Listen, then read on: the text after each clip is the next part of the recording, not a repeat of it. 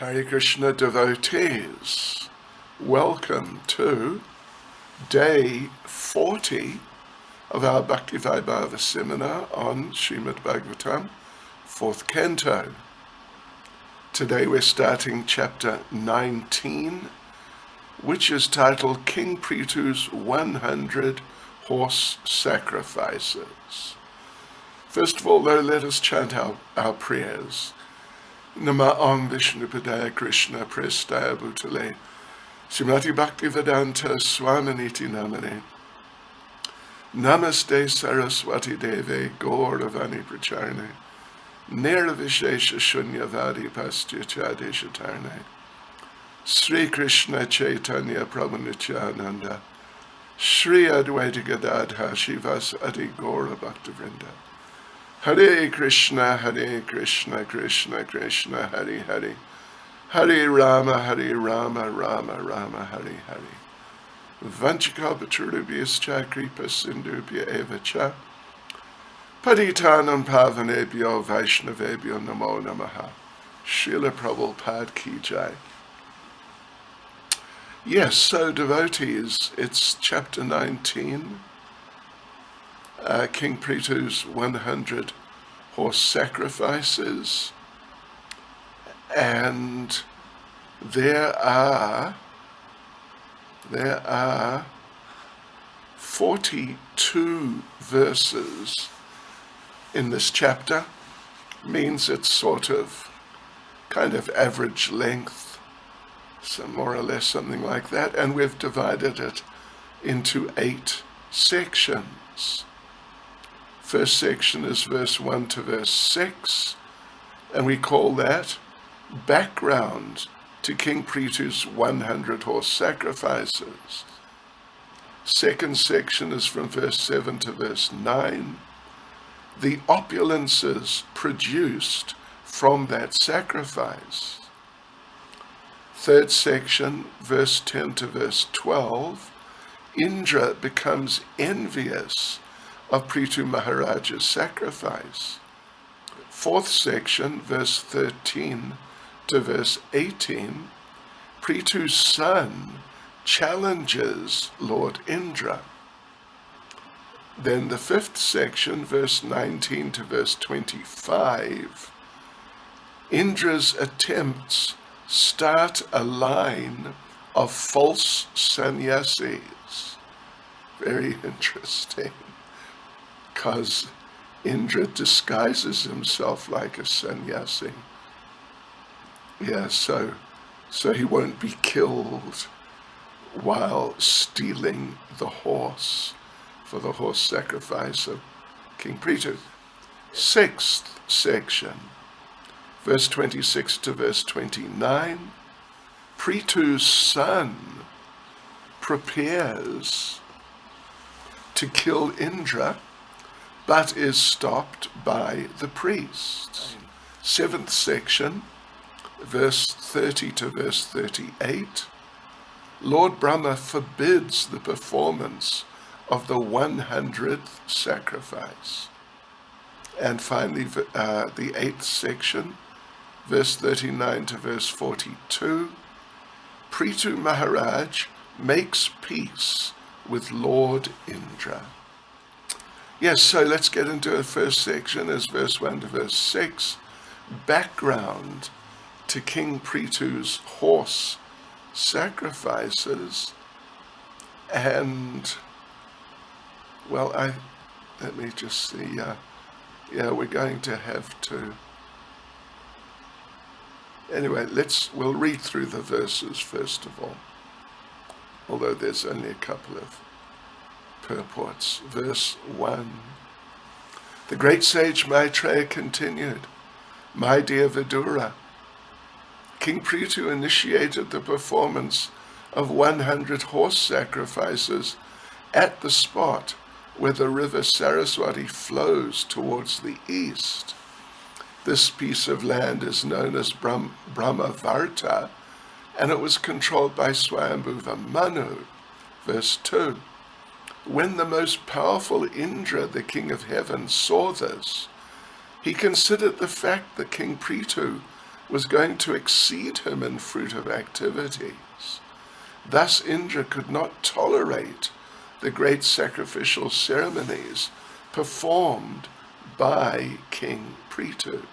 Verse 3. The Supreme Personality of Godhead, Lord Vishnu, is present in everyone's heart as the Supersoul, and he is the proprietor of all planets and the enjoyer of all the results of all sacrifices. He was personally present at the sacrifices made by King Prithu. Verse 4. When Lord Vishnu appeared in the sacrificial arena, Lord Brahma, Lord Shiva, and all the chief predominating personalities of every planet, as well as their followers, came with him, with Lord Vishnu. When he appeared on the scene, the residents of Gandharva Loka, the great sages, and the residents of Apsara Loka all praised him. 5. The Lord was accompanied by the residents of Siddhaloka and Vidyadhara Loka, all the descendants of Diti, and the demons and the yakshas. He was also accompanied by his chief associates, headed by Sunanda and Nanda. Verse 6.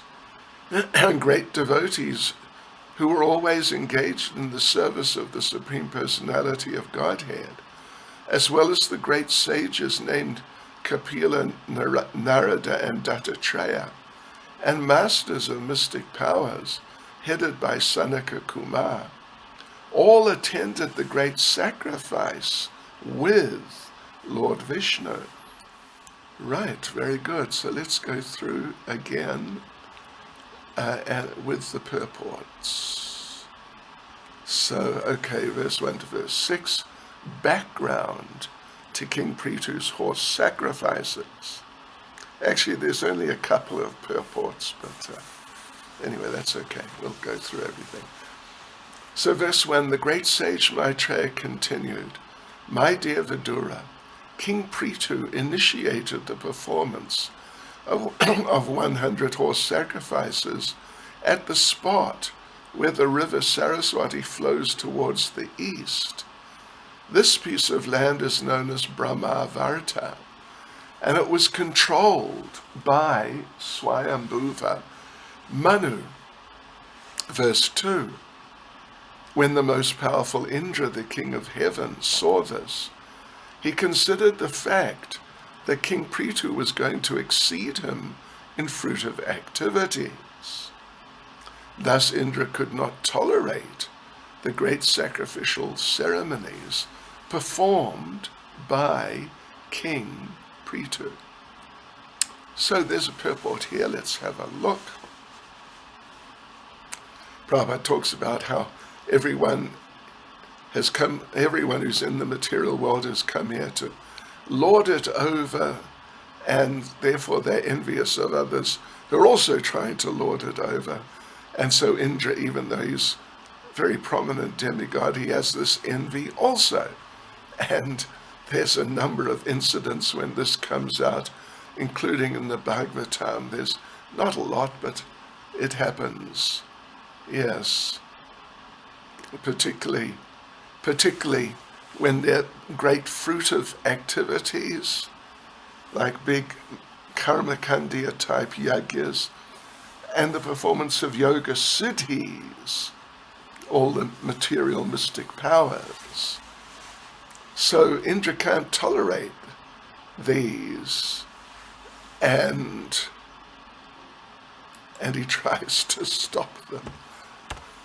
Yeah, he's afraid someone may be able to take over his position. So therefore in this material world, everyone is called Matsara. Matsara means envious. Yes, it's just so common, unfortunately. So in the beginning of the Bhagavatam, it said that this Bhagavatam is for those who are near Matsara, completely non-envious. In other words, Prabhupada makes the point, and gosh, it's such an important point, isn't it?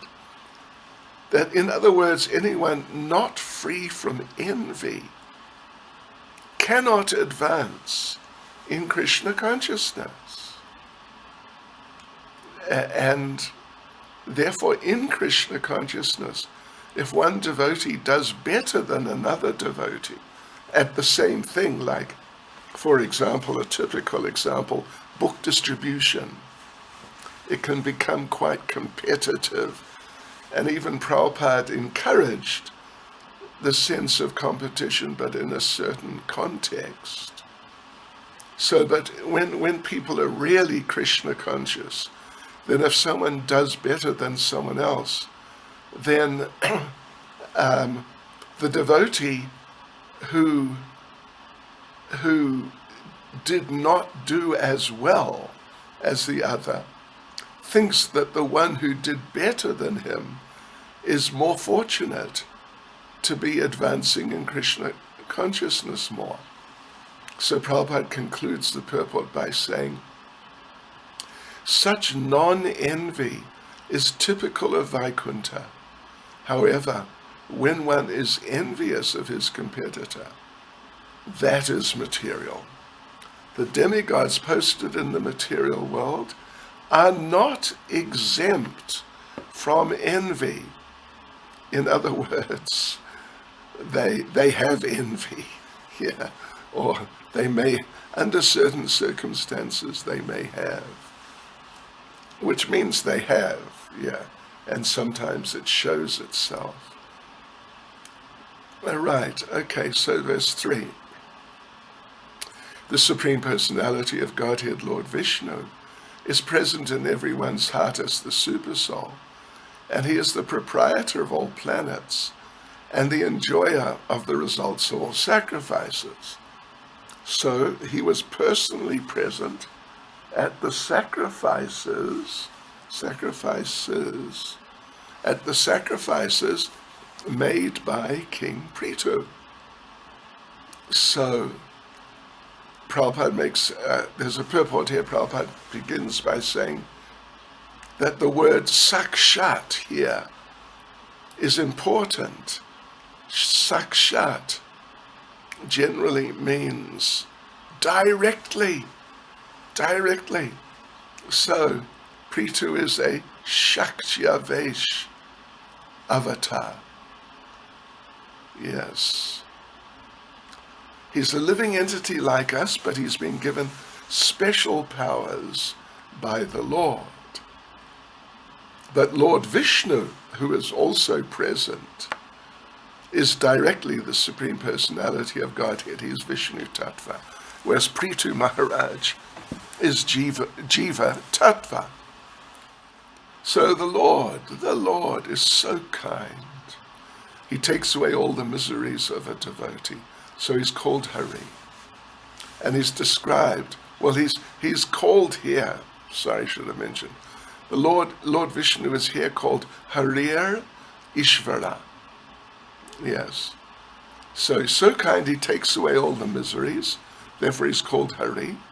But he's described as Ishvara because he can, Prabhupada says, he can do as he likes. Yes. Whatever he likes. He's the supreme controller. Yes, so, well, Ishvara basically means the controller, or in this context, the supreme controller. And Prabhupada says that the supreme Ishvara Purushottama is Lord Krishna himself. He exhibits his powers when he speaks Bhagavad Gita 1866, if you remember, Sarva Dharman Parichaja, Mam Ekam Sharanam Vraja, that verse. Aham Tvam Sarva Papabhyo, Moksha Eshami Mashichaha. That, he speaks like that because he can make a devotee immune from sinful reactions if the devotee simply surrenders to Lord Krishna. So therefore the Lord here is described as Sarvatma, which means he's present in everyone's heart as the super soul. And as such, Prabhupada says, he is the teacher of everyone. So Srila Prabhupada concludes the purport by saying that if we're fortunate enough to take the lessons given by Lord Krishna in Bhagavad Gita, our lives immediately become successful.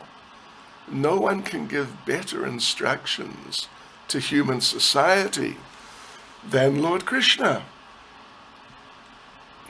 Verse 4. When Lord Vishnu appeared in the sacrificial arena, Lord Brahma, Lord Shiva, and all the chief predominating personalities of every planet, as well as their followers, came with him. When he appeared on the scene, the residents of Gandharva Loka, the great sages, and the residents of Apsara Loka all praised him. Verse 5. The Lord was accompanied by the residents of Siddhaloka and Vidyadhara Loka, all the descendants of Diti, and the demons and the yakshas. He was also accompanied by his chief associates, headed by Sunanda and Nanda. Verse 6. So in other words, there's no purport to verse 5. Great devotees who were always engaged in the service of the Supreme Personality of Godhead, as well as the great sages named Kapila, Narada, and Dattatreya, and masters of mystic powers headed by Sanaka Kumar, all attended the great sacrifice with Lord Vishnu. Right, so that's the end of that section, devotees. So let's go on to the second section, and we've called this the opulences produced from that sacrifice. Right, so there's only 3 verses, but there's fairly substantial purports for pretty much all of them. So let's just, even though there's only 3 verses, let's just read through those verses. Verse 7, my dear Vidura, in that great sacrifice, the entire land came to be like the milk-producing Kamadhenu, and thus by the performance of yajna, all daily necessities for life were supplied. Verse 8, the flowing rivers supplied all kinds of tastes, sweet, pungent, sour, etc. And very big trees supplied fruit and honey in abundance. The cows, having eaten sufficient green grass, supplied profuse quantities of milk, yogurt, clarified butter, and similar other necessities. Verse 9, King Prithu was presented with various gifts from the general populace and predominating deities of all planets. The oceans and seas were full of valuable pearls, jewels and pearls, and the hills were full of chemicals and fertilizers. 4 kinds of edibles were produced profusely. Right. Okay, so let's go back and read through the verses again, but with their purports. Hare Krishna. Verse 7. My dear Vidura, in that great sacrifice, the entire land came to be like the milk-producing Kamadhenu. And thus, by the performance of yajna, all daily necessities of life were supplied. Yes, right. So Prabhupada makes the point in the purport that the word from the actual verse, dharma duga, indicates the Kamadhenu, or surabi. Dharmadugga means producing sufficient milk for religiosity. Okay. So anyway, the word Dharmadugga is significant because it indicates Kamadhenu. And Kamadhenu is Surabi, who comes from, well, generally the Surabi cows inhabit the spiritual world. And as we'll see us, well, anyway, in Brahma Samhita, it's stated that Krishna is engaged in tending these cows. Surabir abhipalayantam. It's verse 29 of Brahma Samhita. So these surabis, they can give unlimited milk. And milk is so extremely valuable, extremely helpful. Milk. Yeah. It's so pure, it's so beneficial. It's used for sacrifices. Yes. And these surabis, well, we mentioned, they give unlimited milk. Of course, if we don't do sacrifice, then the supply of necessities will be checked. You may remember how we read about King Prithu confronting the Bhumi Devi, the earth planet, in the form, she was actually in the form of a cow.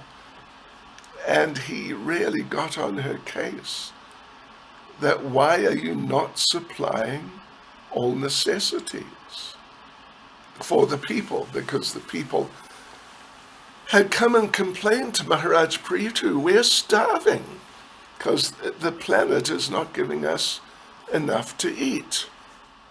So yes, but then eventually, Mother Earth kind of tried to avoid the situation, but eventually she told Maharaj Prithu, actually the problem is that people are taking the grains which I've supplied, but they're not using them in sacrifice. They've just taken them like thieves. So Prabhupada makes the point, unless we do sacrifice, the supply of necessities will be checked. Things we need will not come. Not even, it doesn't really matter how hard we work, but the supply of necessities will not come. And in Bhagavad Gita, of course, in the 3rd chapter, I think it's verse 10, Lord Krishna confirms that Lord Brahma created humanity along with yajnas for Vishnu. Of course now, and this point Prabhupada's made on so many occasions, and it's obviously an extremely important point, now it's difficult to do these big yajnas like what is being talked about here, Ashvamedha, horse sacrifice. So it's not really possible to find people who are capable of doing such yajnas properly. So what to do? So now it's recommended yajnai sankirtana praya yajanti hi sumedha sa. So it's recommended now just to do sankirtan yajna. Just do sankirtan yajna. And this will satisfy the yajna purusha, who in this context is Lord Chaitanya himself. So in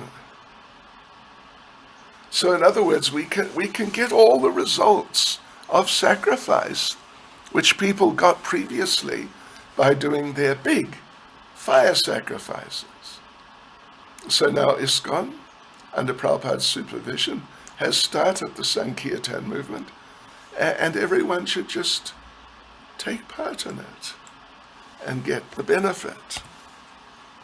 Otherwise, particularly as we see nowadays, people just don't do any sacrifice of any sort at all, really. Not generally in the religious sense. They may sacrifice their time and energy to work hard to get money, but it's different from, what we're talking about here, where people would do these big yagyas. So then if we do the Sankirtan movement very nicely, Sankirtan yagya, Prabhupada says there'll be no scarcity of anything, no difficulty, even in industrial activities, which Srila Prabhupada, of course, he didn't really appreciate this heavy industry. One time Prabhupada made the point in India that factory is hell. So, Srila Prabhupada concludes the purport by saying, therefore this system should be introduced in all spheres of life. Social, political, industrial, commercial, etc. Then everything will run very peacefully and smoothly. Verse 8. The flowing rivers supplied all kinds of tastes, sweet, pungent, sour, etc. And very big trees supplied fruit and honey in abundance. The cows, having eaten sufficient green grass, supplied profuse quantities of milk, yogurt, clarified butter, and similar other necessities.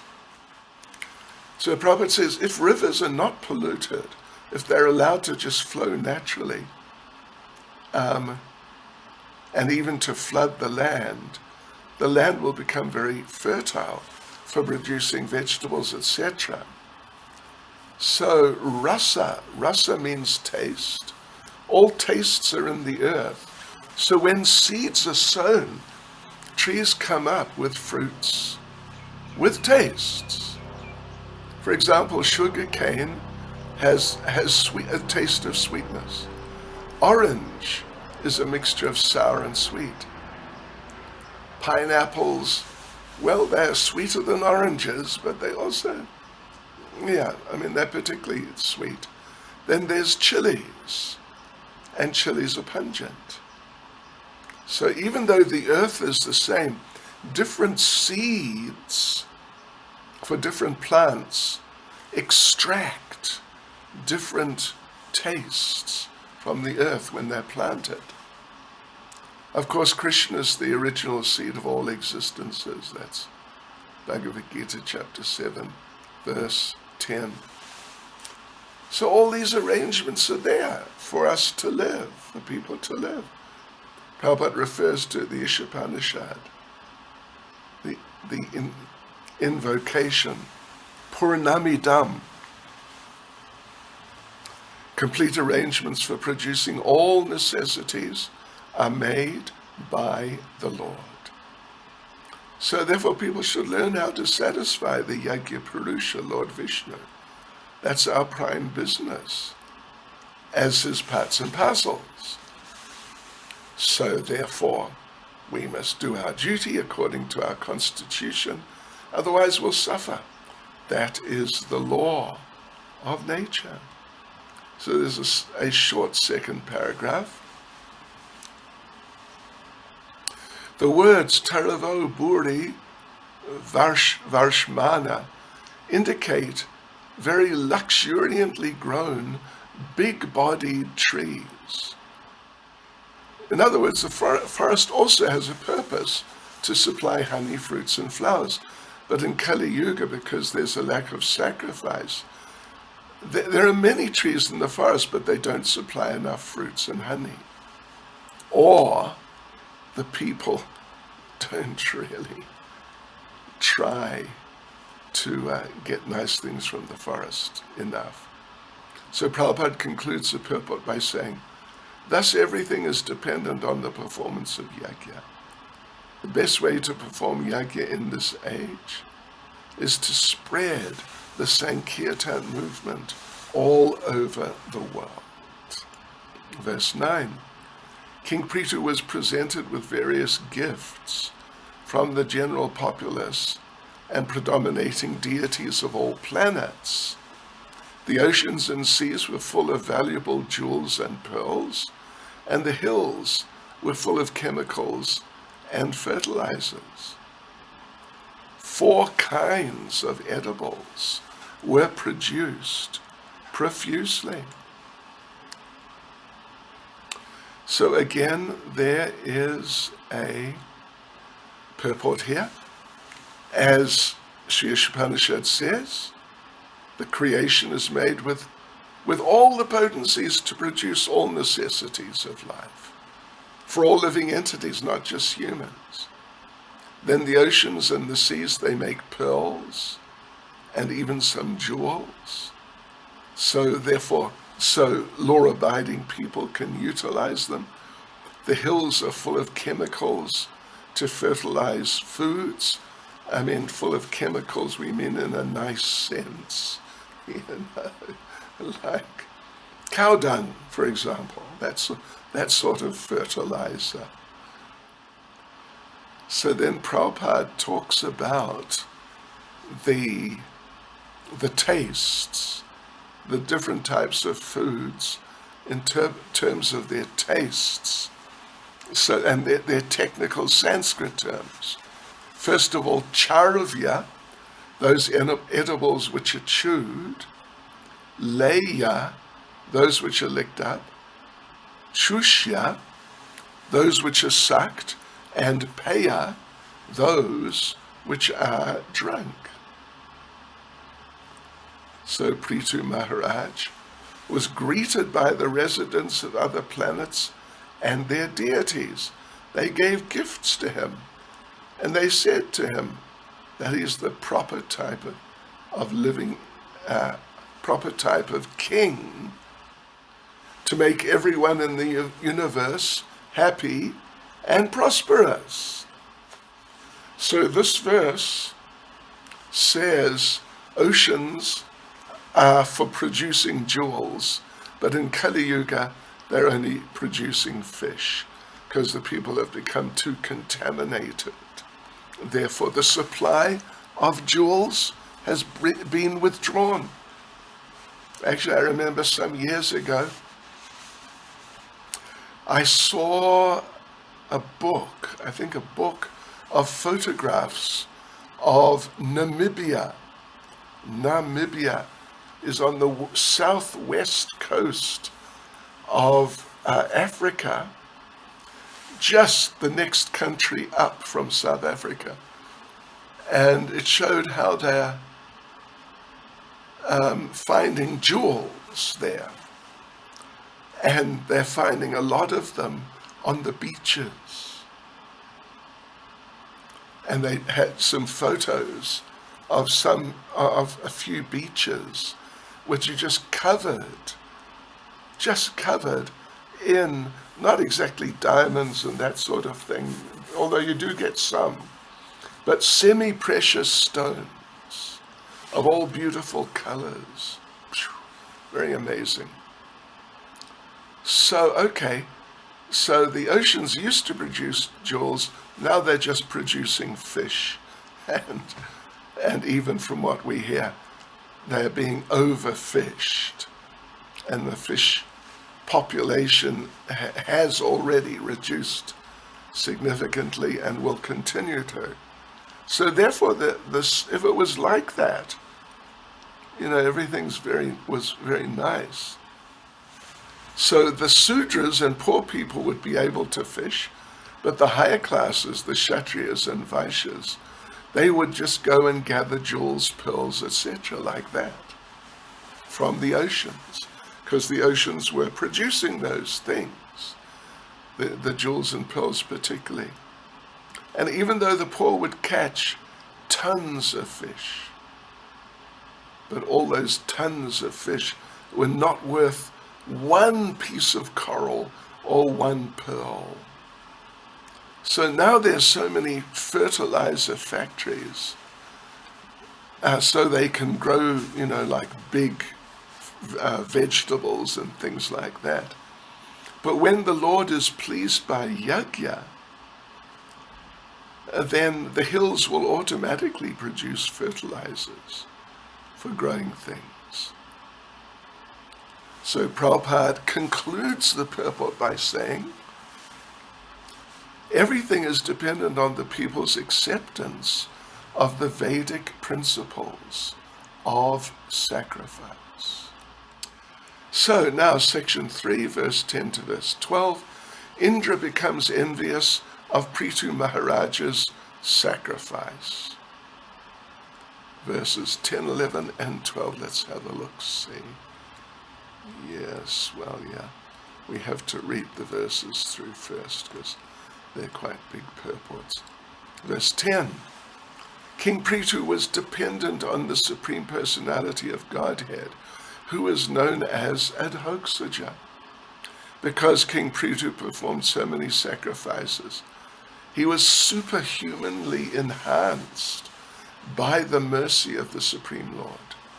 King Prithu's opulence, however, could not be tolerated by the King of Heaven, Indra, who tried to impede the progress of his opulence. Verse 11, when Prithu Maharaj was performing the last horse sacrifice, Ashvamedha Yajna, King Indra, invisible to everyone, stole the horse intended for sacrifice. He did this because of his great envy of King Prithu. Verse 12. When King Indra was taking away the horse, he dressed himself to appear as a liberated person. Actually, this dress was a form of cheating, for it falsely created an impression of religion. When Indra went into outer space in this way, the great sage Atri saw him and understood the whole situation. Okay, so back to verse 10, and we'll go, each verse here has a purport. So, verse 10, King Prithu was dependent on the Supreme Personality of Godhead, who is known as Adhokshaja. Because King Prithu performed so many sacrifices, he was superhumanly enhanced by the mercy of the Supreme Lord. King Prithu's opulence, however, could not be tolerated by the King of Heaven, Indra, who tried to impede the progress of his opulence. So, okay, let's go through the purport. It's a fairly substantial purport for verse 10. So in this verse, there are three significant purposes expressed in the words Adhokshaja, Bhagavan Indra, and Prithu. So let's just go through how this is presented here in the purport. So first of all, Prithu is an incarnation of Lord Vishnu, but he's a great devotee of Lord Vishnu, and he's a jiva, he's a living entity like us.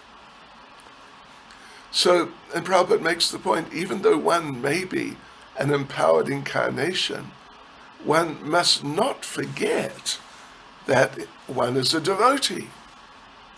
And Prabhupada makes the point in Kali Yuga, there are so many self-made avatars, or rascals, who say they're God. Then Bhagavan Indra indicates the living entity may become as great as Indra. And Indra is an ordinary living entity. Of course, he's extremely powerful, but otherwise, in principle, he's no different from us, jiva souls, with the four defects. But even having said that, we note Indra is described here as Bhagavan. And we have commented on this point in general before. I think we last did, was it about Narada? Anyway, before, how living jivas are sometimes described as Bhagavan. usually this term is used for the Lord, but it's used for Indra here because he has so much power. Yeah. But despite becoming Bhagavan and becoming so powerful, he's still envious of the incarnation of his Lord Prithu. So just see the strength of the defects of material life. Okay, now there is a second paragraph. Let's have a look. So we have to understand, Prabhupada says, let me just read it. We should try to understand, therefore, how a conditioned soul becomes fallen. Right. So Prabhupada elaborates, Prithu Maharaj's opulence was not dependent on the material conditions because he was a great devotee of Adhoksaja, the Lord, Supreme Lord, who's beyond the expression of the mind and words. However, the Lord appears before the devotee in his original form. That's special mercy. So it's stated, Prabhupada concludes the purport by saying, the devotee is allowed to see the Supreme Lord face to face, although the Lord is beyond the expression of our senses and beyond our direct perception. Verse 11. When King Prithu was performing the last horse sacrifice, Ashvamedha Yajna, last one means the 100th, because that was his program, to do 100 specifically. So when he was doing the last one, King Indra, invisible to everyone, stole the horse intended for sacrifice. He did this because of his great envy of King Prithu. So the short purport here, Prabhupada says Indra. Indra has different names. One of them is Shata Kratu. Shata Kratu means he's performed Shata, 100. Kratu means sacrifices. In this case, horse sacrifices. But of course, as Prabhupada said on a number of occasions, we must know that the animals sacrificed were not killed. If the mantras are properly chanted, which they would generally be, to say the least, then the animal would come out of the sacrifice with a new life, and that would be the test. So anyway, yes, Indra became envious of Prithu Maharaj because he didn't want anyone to excel him by doing 100 horse sacrifices, or maybe 101. Prabhupada concludes the purport by saying, being an ordinary living entity, he became envious of King Prithu, and making himself invisible, he stole the horse and thus impeded the yajna performance. Verse 12. When King Indra was taking away the horse, he dressed himself to appear as a liberated person. Means like a sannyasi, extremely pious and strict follower of religion. Actually, this dress was a form of cheating, for it falsely created an impression of religion. When Indra went into outer space in this way, the great sage Atri saw him and understood the whole situation. So there's a fairly substantial purport here. The term pakanda in this verse is sometimes, we see it as pashanda. Pashanda, it basically means atheist. So either term, Prabhupada says, indicate an impostor who presents himself as religious but is actually sinful. So Lord Indra took up saffron dress to cheat others. Prabhupada says this approach is done by many to cheat people, to think the person, whoever it is who's dressed up like that, is actually liberated. So of course the conditioned soul has the tendency to cheat. And it's seen here in Indra. Therefore, he's not liberated. The words amuktam eva are used, which means if he were, as if he were liberated. And Prabhupada explains that saffron is the dress of sannyasi, and it announces to the world that the sannyasi has renounced all worldly affairs and is simply engaged in devotional service. And then such a person is actually, real sannyasi is really liberated. So Bhagavad Gita chapter 6 verse 1 says, one who's unattached to the fruits of his work and who works as he's obligated is in the renounced order of life, and he's the true mystic, not he who lights no fire and performs no work. Yes, so the second paragraph then is explaining, in other words, one who offers the results of all activities to the Lord is a sannyasi and a yogi.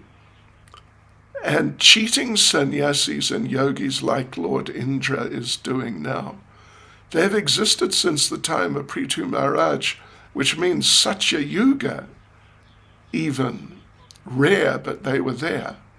It was introduced by Lord Indra. In some ages it's more prominent, in some ages it's less. The cheating tendency, religious teaching as a sannyasi or yogi or supposedly spiritually advanced person. So the duty of the sannyasi, just in general, one of the most important duties is to be very careful about setting the right standards, maintaining the right standards. Because as Lord Chaitanya said, just a little spot on a sannyasi's character will be magnified by the public.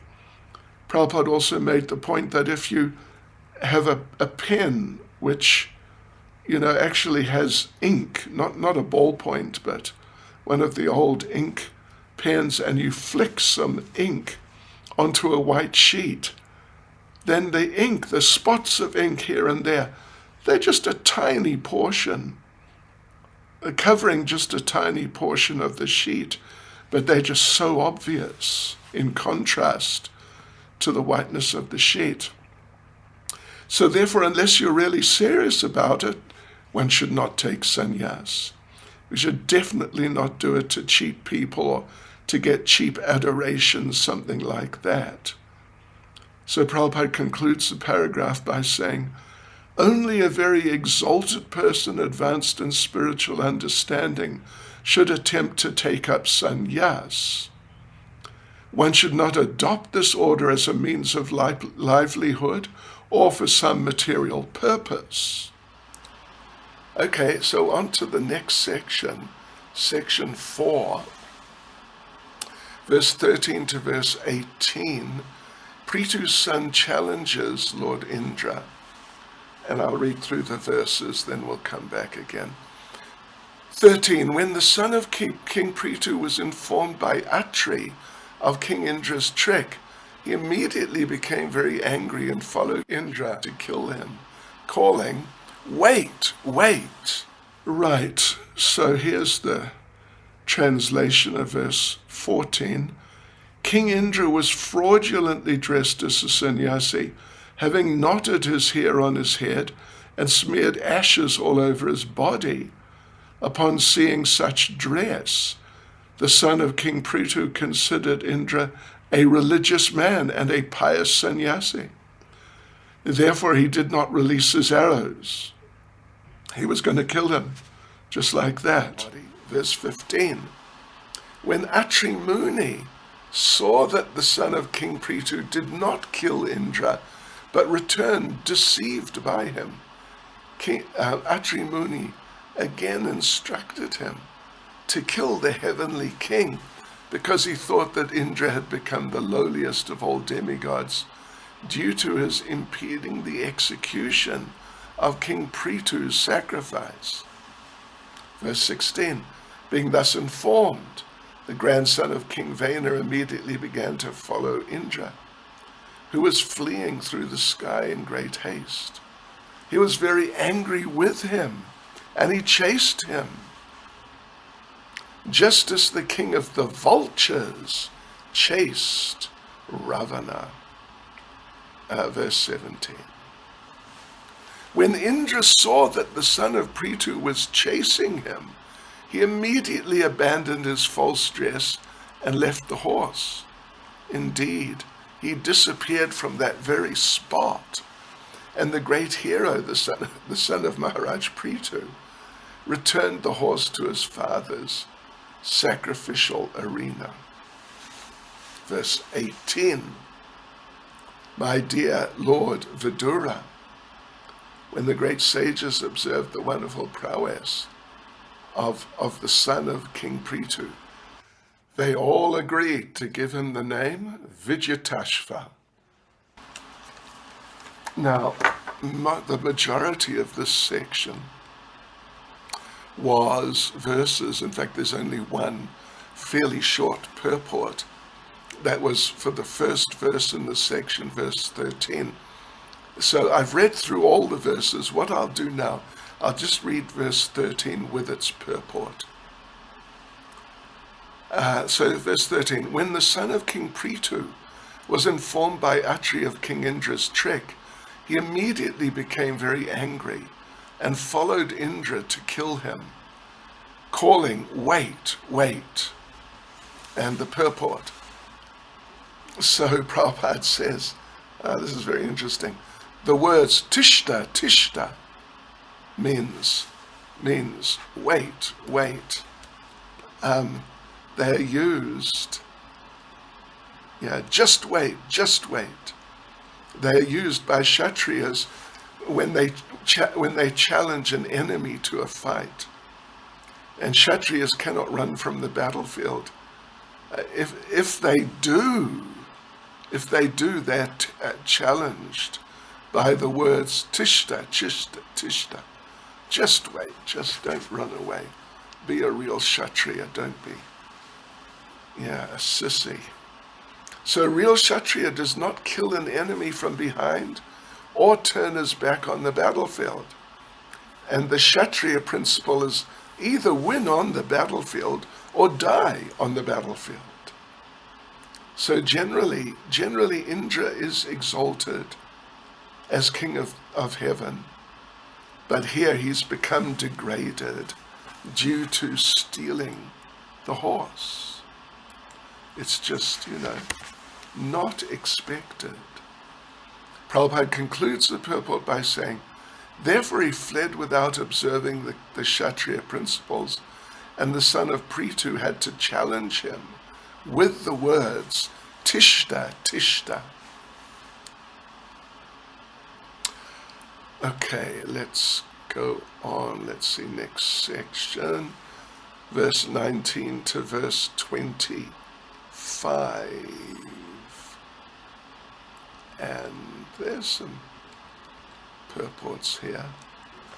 So Indra's attempts to steal the horse start a line of false sannyasis. Verse 19 to verse 25. Let me just read through the verses. 19. My dear Vidura, Indra, being the king of heaven and very powerful, immediately brought a dense darkness upon the sacrificial arena. Covering the whole scene in this way, he again took away the horse, which was chained with golden shackles near the wooden instrument where animals were sacrificed. 20. The great sage Atri again pointed out to the son of King Prithu that Indra was fleeing through the sky. The great hero, the son of Prithu, chased him again. But when he saw that Indra was carrying in his hand a staff with a skull at the top and was again wearing the dress of a sannyasi, he still chose not to kill him. Verse 21, when the great sage Atri again gave directions, the son of King Prithu, became very angry and placed an arrow on his bow. Upon seeing this, King Indra immediately abandoned the false dress of a sannyasi and, giving up the horse, made himself invisible. 22. Then the great hero, Vijitashva, the son of King Prithu, again took the horse and returned to his father's sacrificial arena. Since that time, certain men with a poor fund of knowledge have adopted the dress of a false sannyasi. It was King Indra who introduced this. 23. Whatever different forms Indra assumed as a mendicant, because of his desire to seize the horse, were symbols of atheistic philosophy. Verses 24 and 25. 24 and 25. In this way, King Indra, in order to steal the horse from King Prithu's sacrifice, adopted several orders of sannyas. Some sannyasis go naked, and sometimes they wear red garments and pass under the name of kapalika.